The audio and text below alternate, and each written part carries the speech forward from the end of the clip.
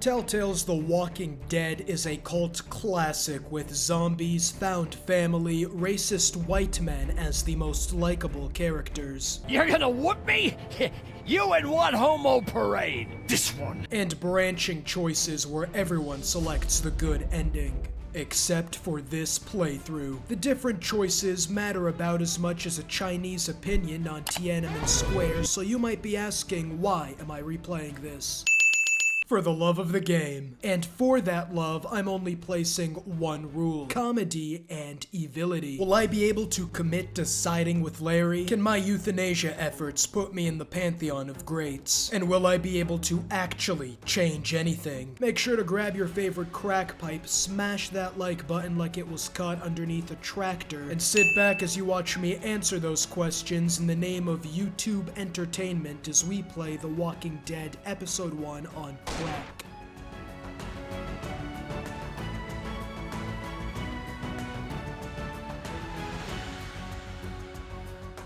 The game starts with a cop car going well above the speed limit, which is driven by Mao Zedong, who assures us he knows we didn't do it. Nah, I walloped the shit out of that senator. As the bald communist keeps yapping on how sparrows are the devil, I realize these cuffs make assault of a cop shockingly difficult. And just as he's commending me on my wife's sex tape, "Officer, slow down, there's a black man jaywalking."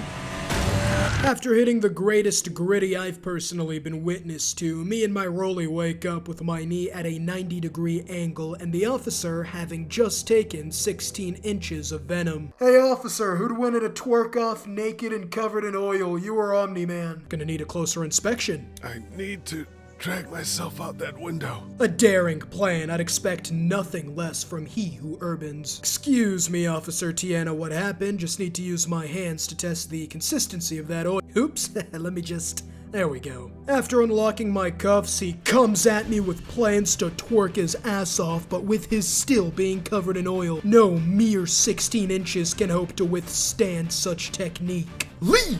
There's more at stake than just your life, and you're fumbling like the Cowboys when it matters most." Lee treats the officer like he tried to do the YMCA in Chicago. But unfortunately, there was a witness. Help! Go get someone! There's been a shooting! Which I didn't do, by the way. Lee understandably looks more confused than the weekend on a Tuesday, as the army recruiters launch their next assault, quickly entering top speed, disappearing and then reappearing to confuse the zombies, who are walking towards me at the speed of the snail that kills you on contact. I'm safe across the fence as they hear the cries of a vulnerable high school student with a .4 GPA, and Lee's finally safe. I knock on the house and ask for help, before knocking again since this is America, and then a third time since this is Atlanta, announcing our presence in a frat house that saw no less than 4 rapes last night and 3 missed messages. 1 or 2 is fine, but 3 is far too derelict, and for the sake of brevity, someone named Diana is still in Savannah after some crazy guy bit Ed. Diana seems a little more consternated and tells Sandra to take Clementine back to... Marietta? I'd rather have 5 sweaty, black, decomposing walkers run a train on me than go there. Third message leads me to believe the parents made like a homosexual in Saudi Arabia. Oh yeah, they actually look black in this photo, unlike the base. Daddy? Not at that age. I get a walkie-talkie and meet an 8-year-old girl making very sure to sidestep a dried pool of blood as Clementine is hiding in a treehouse and away from the walkers. "Sandra, I don't believe we met. My name is Can I Stun You?" "Can I Sedan you?" "Why, yes you can." Moving to get the condoms, Lee slips on dried blood, and being urban of course, his brainstem doesn't immediately snap anything aside the horny out of him. Taking the hammer as I show D&D how Tyrion was supposed to look in the show. Hi there. Just, avoid the blood. I still can't feel the right side of my face. Did you kill it? Fuck does it look like? She's been all alone this entire time as Lee takes charge of the abandoned ward and decides moving about at night when we can't see is the best course of action. The definitive edition added a sprint mechanic, which is fantastic. We have a runner! Are we going to die? I don't know, I'm sorry. Really, Nick? I'm sure the officer feels safer already now that the 8-year-old girl has her hands where he can see him. The white guy puts Andre It's Officer Mitchell. on blast as they introduce themselves as Sean and Andre Officer Mitchell. before asking if we saw their friend Chet, Officer Mitchell. recruiting our help in locating their friend in exchange for giving me and my daughter medical help. I'm not a dad. God, I don't want these people thinking I'm a predator. Gotta make sure to nail the next response. Just some guy. Chet turns the corner right then as his ancient Buddhist squat and squirt technique was far less effective than anticipated, escaping the Shaolin monk and arriving to a crop field pre-saucer skid mark as we thank Andre, Officer Mitchell. leaving us with Sean's dad. Hope he likes blacks. I ran into Andre outside of Atlanta, and, Chet, he got killed. No. You were with a criminal? Well, I don't think he's gonna be all too pleased at the guests Sean brought over. Me and my daughter can only stay the night. Oh, not his daughter. He's, well, just some guy who found her alone. Honey, do you know this man? Yes. Okay, then. I was afraid the breakdown of social order would lead to pedos running amok, but thankfully old McDonald is on the prowl. Well, looks like you hurt your leg pretty bad there. What gave it away? The necrosis setting in? Perhaps the rotten smell? Or even the gaping hole, you stupid shit? He asks for my name and I exhaust all dialogue options, further worsening the farmer's views on African Americans. Thankfully, he doesn't ask for my last name, assuming I just didn't have a father in my life, and wonders how I got my leg to resemble a Family Guy skit. Deducing the best lie is to tell the racist I jumped a fence. We gotta reinforce the fence around the farm. Hey, wait a minute, who's gonna tell Chet's parents he died? Are we just gonna have him play Where's Waldo with the next horde? We go off to the barn to rest, and after expanding the 8-year-old's vocabulary, Lee tries sleeping, but realizes that cute girl 11 years ago was actually flirting with him. Oh wait, that's right, I was still married. Hey, get up. Kenny's crony with an extra chromie gets us moving as he makes the assumption that I can Knock a couple of heads together if he has to. What do you mean by that? Jesus, man, I'm from Florida. Crazy shit just comes out of my mouth sometimes. Sean puts us to work even though his dad said we had to hit the road come morning. Assuming Hershel just wants to relive the glory days of the Confederacy, we get to picking the cut and clean. Duck can be the slave master. Cool! Clem is too young and is taken care of by Kenny's wife Katja, who was a vet, reciprocating her forthcomingness by telling her I used to work at UGA. We need to hope that we can go back to our jobs soon. No, I used to work there until they fired me for reasons not related to murdering a senator.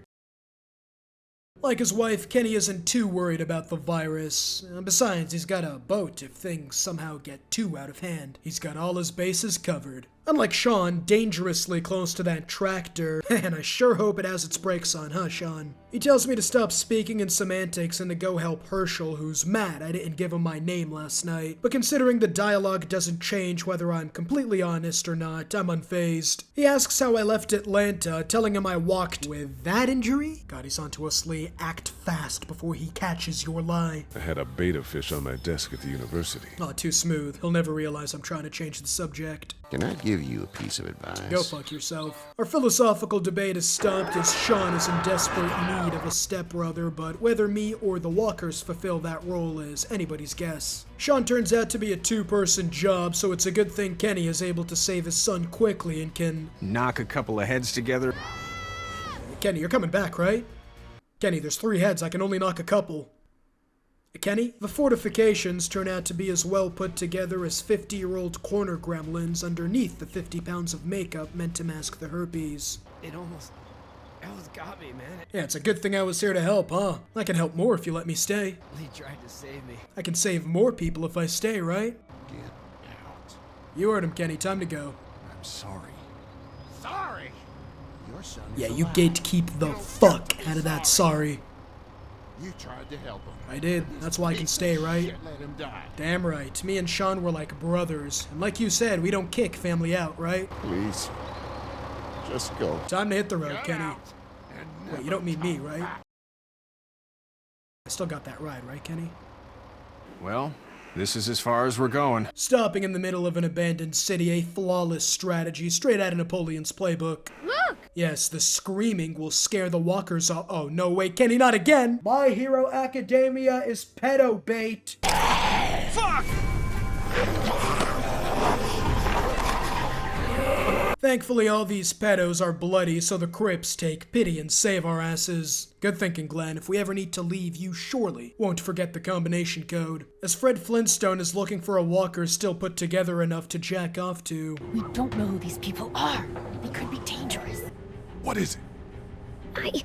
I have to pee. What do I look like, your dad? Piss yourself. I decide on a more diplomatic approach, but Larry still thinks Duck's bitten. We let one in, you stupid shits! We have to end this now. Over my dead body. We'll dig one hole. What do we do about this guy? We? You're gonna whoop me?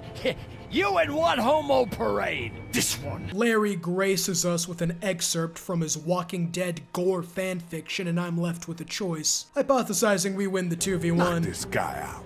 Happily. Jesus. Hypothesis was incorrect. Hey, get his friend too. I surrender. All that talk about letting one in and you had one taking a tinkle? Pick on someone your own size. I take that back. Go after Clementine again.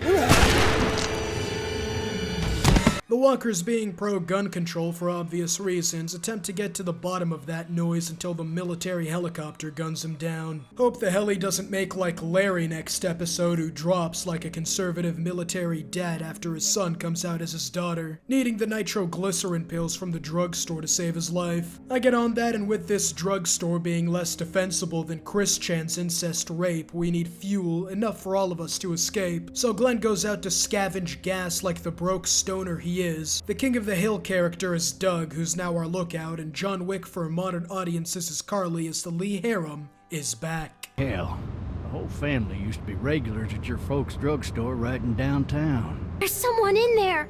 It's just locked. Key's behind the counter. Probably. So, you didn't find anyone else here, did you? Oh yeah, I did actually. I had to scrape their brains off the walls. Well, that wraps up that plotline. Let's check on Kenny's internal bleeding. Hey, Lee. Maybe punching him wasn't such a good idea. I'm just happy the walker attacked Clementine before Brock Lesnar turned off my lights. How's she doing? How the fuck should I know? Well, you'd ask her. Oh yeah, that's a good point. But before that, Kenny needs to vent and starts thinking back to Hershel's farm. It wasn't your fault. I just wanted a safe place to stay. That's why I said all those things. Really? Fuck no, retard. We could have saved him and we would have at least had breakfast. That's what I keep thinking. So which option from this bountiful selection should I choose? Yo, mustache ugly, wife fat as hell, and while my parents are unfortunately dead, I wouldn't be caught dead with you as my parents. Nigga. Clem, you okay? Maybe I'm a little hungry. Wow, needy today, are we? Find your own candy bar. I need this one to seal a negotiation. Hey Carly, I'll give you this candy bar if you give me a lap dance. Are you sure your girl doesn't need it? Nah, she's not hungry. Yeah, give it to her. It's your lucky day. Negotiations fell through. Back at the resting place of my parents, Clem has the pack ready for Larry's downfall, and as I look for something to roll into a blunt, decide on using the family photo. Find anything? I found a bed we can fuck on. I know who you are. Your lover. You're Lee Everett.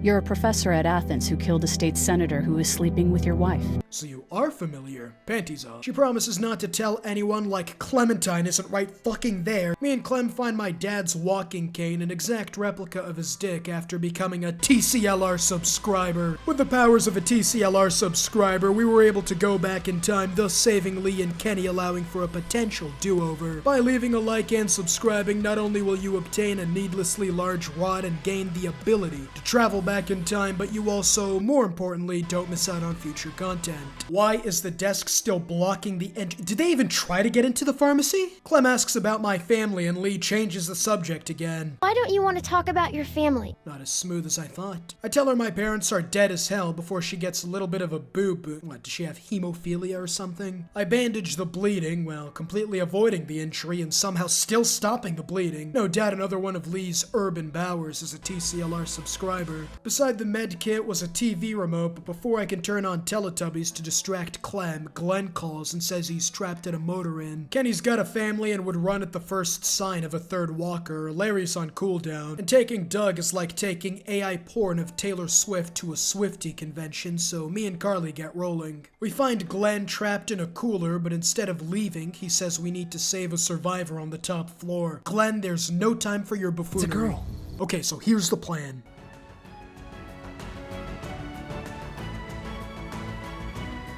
Miss, your knight in shining armor is here. Please just go away. Understood, I'm breaking in. She comes out and holy shit, she's anemic. She's been bitten. Alright, that too. I don't want that. It's not Christian.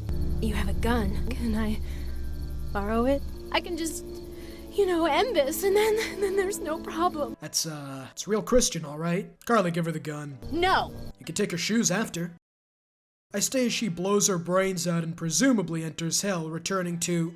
We are doing all the side quests this run. Who are we delivering the dominoes to? We come back and I check on Clem, letting her know we're her guy if she needs anything. Okay, same. Is there something you want to tell me? Oh, no. You know. Say that again, but louder. I think Larry's recovering. And obviously we'll need more than 2 to take him down. Buttering up Glenn, asking about the family. Actually, this show never said anything about them. But he is bewildered at how I could even think to give the dying girl a gun. Did you not see the SpongeBob-looking ass bite? Larry would use you as his baseball bat. Maybe Doug will have some drone or something we can use. No dice, as Doug still hasn't found his big titty zombie waifu and wants to head outside for a closer look. Agreeing, since it's not rape if they're dead, as he somehow programs the remote to open the TV. Hey, maybe we should ask Glenn for the combination, so... Or not, I didn't want to live anyways. We use a brick to break the glass, giving me time to get to the drugstore employee as Lee gives his heartwarming goodbye to his brother. Find them yet? Shut up, Doug. After taking 3 hits for Lee to realize a neck shot won't work, he grabs the keys as Doug screams in terror that the walkers are coming. Even though I could have fried an egg, saw my ex and senator go at it in the cuck chair, raised his kids, and saw those kids off to college, in the time it would take for these corpses to get to me. Finally getting into the drugstore containing the nitro... Lee, how did you forget about the alarm? Man, I really should have asked Glenn for the combination. General Napoleon barks out orders, handing him my axe. That door's not locked anymore. You literally could have asked me for the combination. What could possibly be more important than keeping the walkers at bay? Doug gives his tear-felt confession. Shut up, Doug. I'm saving you this time. Unfortunately, we forgot to put torches behind the bookcase as Carly goes to deal with the breach, but with only 2, I need Clem to get something long, hard, and sturdy to hold the door. The window breaks and now it's a one-man job as I manage to single-handedly close the door. Unlike Doug, who thought Chet's famed technique would work this time, having to save this genetic defect. Oh god, Carly's death is so much more brutal. We can't think about the harem and escape, but Clem has lost too much blood from that paper cut earlier. But thankfully I managed to go 2 for 2, and after saving Larry's life and overall being much nicer to him than the last time. You son of a bitch! I could have surgically attached myself to his scrotum and it still wouldn't have mattered. Just like me being an asshole doesn't matter to Kenny. Escaping and arriving at the motel where we clean up the bodies, Glenn says he entered the wrong studio and has to get back to AMC. And thank Kenny for picking me up back there. That means you're gonna be my ally this game, right? How you doing, Doug? He's feeling survivor's guilt for Carly. I just wish you would have picked her. Yeah, me too, Doug. Using Clem as an excuse to save myself from hearing more about Doug's relationship issues. She sat her walkie-talkie, bro. So? I let her vent until Larry, disappointed his assassination plan didn't work, informs me that he knows about my murderous past and is going to tell anyone if I fuck his daughter. Hey, Lee, do you have a second? Although, Lily seems much more appreciative of me as we hear gunshots in the distance. I hope that's the sound of us winning this thing. I'm sure it is, just as I'm sure the power will stay on forever.